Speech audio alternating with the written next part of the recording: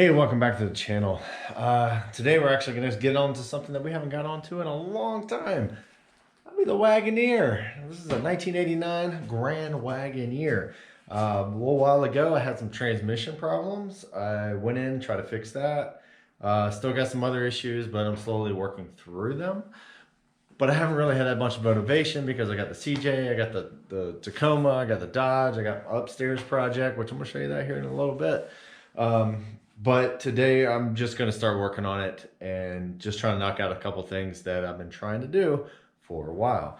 Now today, we're not going to get it running. We're not going to drive it around, but we're going to fit on a B&M Trans pan.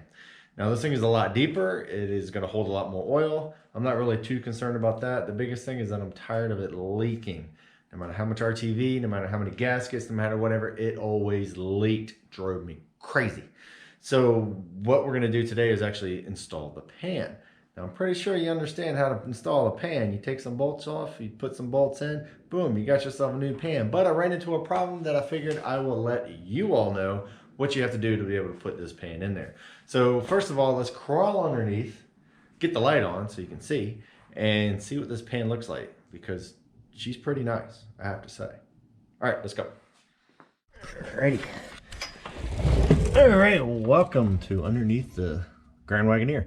Now it's still all in pieces. I got the cross member out. I have jack stands holding the, wow, that light sucks. Alrighty.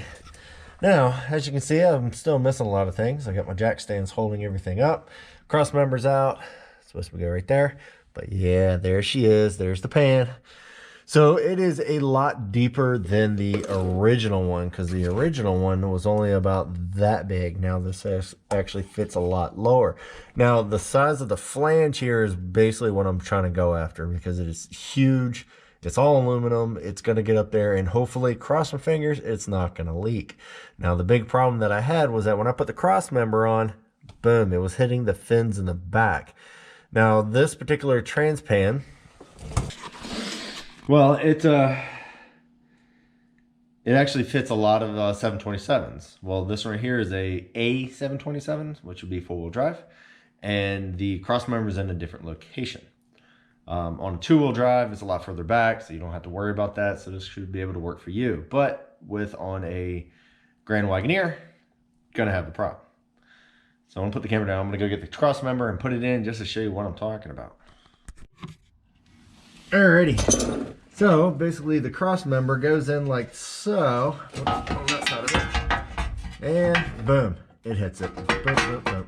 So what we're gonna do is gonna notch this guy. Alright, so we're gonna notch it. I've already started a little bit. I just kind of cleaned it up. Now I used a little bit of brake clean to actually get all the grease and grime off of it. That and this automatic transmission fluid that is coked in it. So it is actually, can start on fire really good. So clean it off. But if you're gonna be welding, always use the non-chlorinated brake clean. Do not use the chlorinated stuff, because you might die. Actually, you're probably gonna go crazy first and then you might die. So anyway, this is what we're gonna do. Okay, here is the cross member. And as you can see, I've already modified it for the exhaust to actually go through. And the pieces that I used to modify it with is actually the front bumper of the Dodge. So like I said, I always reuse all my stuff. So anyway, so I measured it off, and what I'm going to do is take it from this mounting hole about 6 inches. Made a mark, 6 inches, made a mark. So I'm going to be able to be centered all the way through. Now I'm only going to go about 1 inch down, and then I just kind of cut a little mark there to be able to cut that off. And what I'm going to do is actually use the plasma torch to go, cut that out, and it should be fine. So what I'm going to do is actually take this, flip it over so it'll go in, then back out, so I'll still have my strength, and then weld it all back in, and then put a little bit of plates on either side, grind all that down, and it should be good to go. And also paint it. But so the only thing I have left to do now is actually figure out how deep I want to go, mark my line, and then I'm going to use the wire brush to be able to clean off all the paint, so that the weld will be clean, and also the plasma will be able to have a line to be able to cut from. So let me go ahead and get this, and then we'll start grinding. Make some sparks.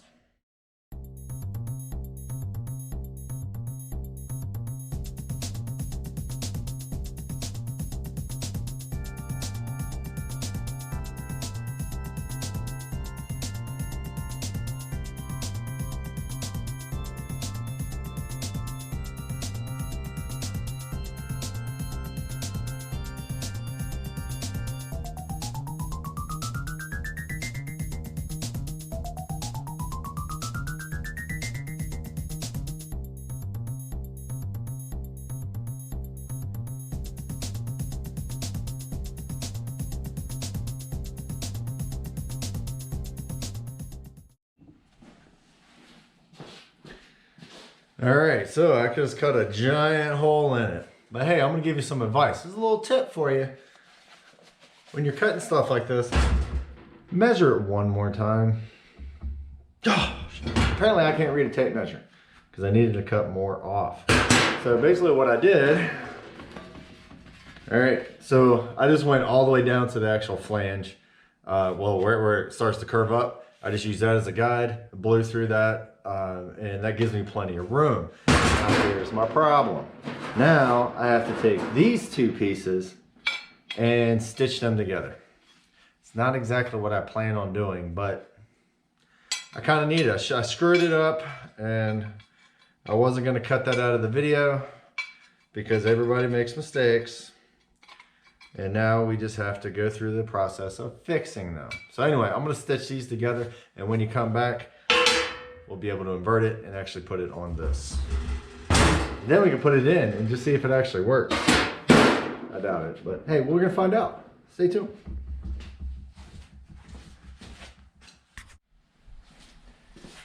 All right, so as you saw, I did do this freehand, so everything is not exactly 100% straight. So I had to use my grinder and actually try to make it at least close, because you want to have one side looking exactly like the other. Because when you flip it, if one's a little bit off, you got to grind that off, and then you're basically doing metallurgy, trying to fill that in with filler wire. But the biggest issue that I have with this guy right here is that it's been off-road many times and it has been beat up. So is this going to be show quality? Hell no.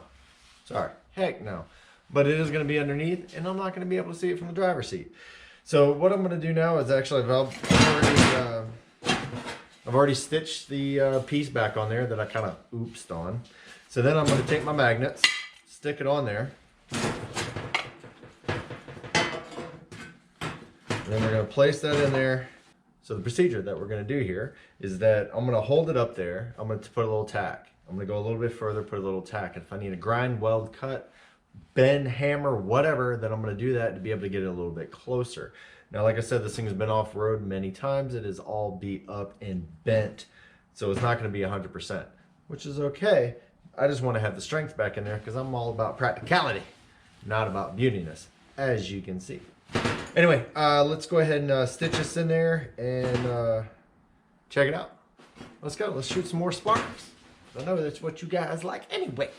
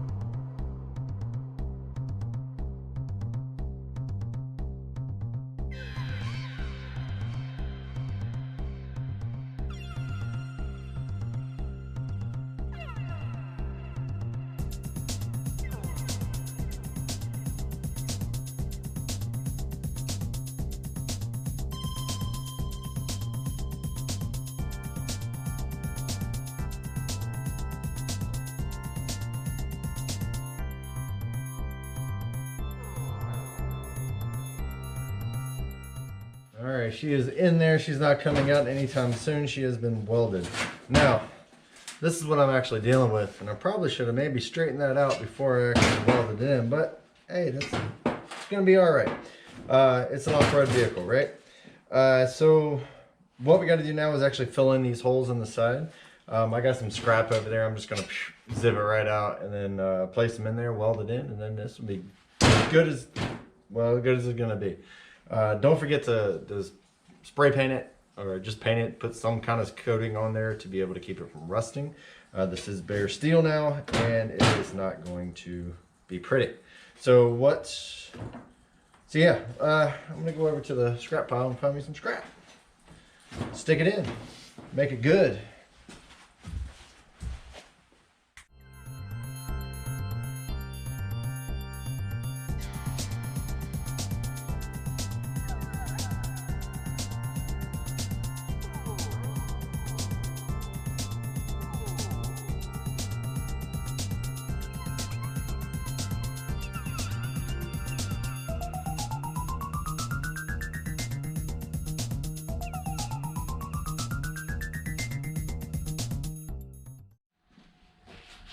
Hey, what's going on? It is a new day, and it's a little chilly, I have to say. So, unfortunately, I was trying to do my spiel last night. My battery died, so I had to do the battery. But hey, that's enough excuses because the thing is done, it is finished, and it is ready to go back into the Wagoneer. Now, as you can see, we have a nice little notch. Comes down at the bottom.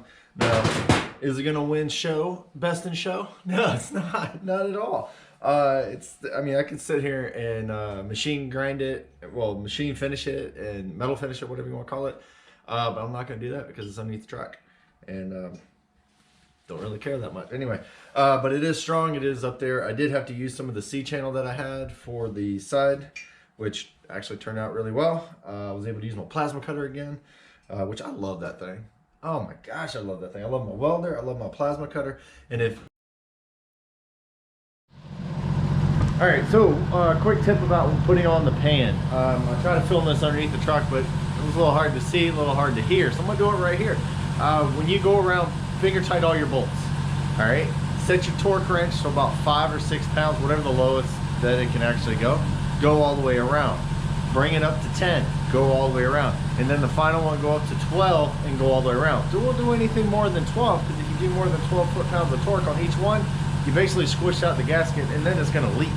But the main reason why you keep going around and around and around, if you tighten this one at 12, by the time you get to the other side, either going around or cross or whatever, that first one's not gonna be at true torque. So go around at 5, go around at 10, and then the final one at 12, and then you should be good to go, and hopefully no leaks. Anyway, let me get back to work. Come back in a second. So we are back underneath the Wagoneer, and everything is looking pretty darn good. All right, check it out. Oh, got me in the boob. All right, as you can see, the pan is in, and she's looking great. Look at that thing. Got fins, got everything. Now, the one thing I do love about this pan, and the main reason why I actually replaced it, one was the big giant flange up here that hopefully will not leak, which is great. Also, it comes with a factory drain plug, which is also great, especially when you're changing out fluids all the darn time. And it already comes with a threaded slot for a transmission temp sensor. So I'll be getting that a little bit later. It might be on another video, but as you can see, hold on, if I can get my light. There you go. There's the notch. Got plenty of clearance. So look at that. Oh my gosh, that's gonna work awesome. So anyway, I still got a lot more to do underneath here. I still have actuators to put in. I got more bolts.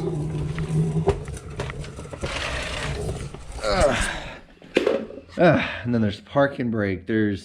Got to put fluid in it. There's so many different things I need to do to this thing, so I will not be cranking it up right now. But I did wanted to show just a little bit that if you do get the B&M you get the B&M Trans pan for the Wagoneer, you're gonna have to do some modifications.